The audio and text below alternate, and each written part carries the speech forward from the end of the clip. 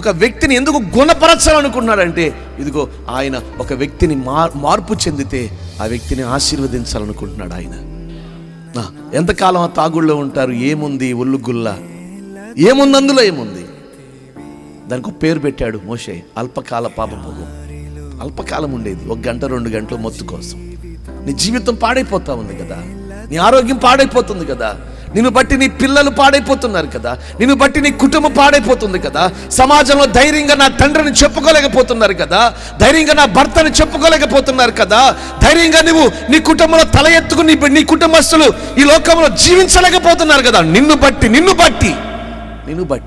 నువ్వు మారితే, నువ్వు మార్పు చెందితే, నా ప్రభు ద్వారా నువ్వు గుణపరచబడితే, నా ప్రభు నిన్ను తల ఎత్తుకునేట్లుగా చెయ్యునుగాక.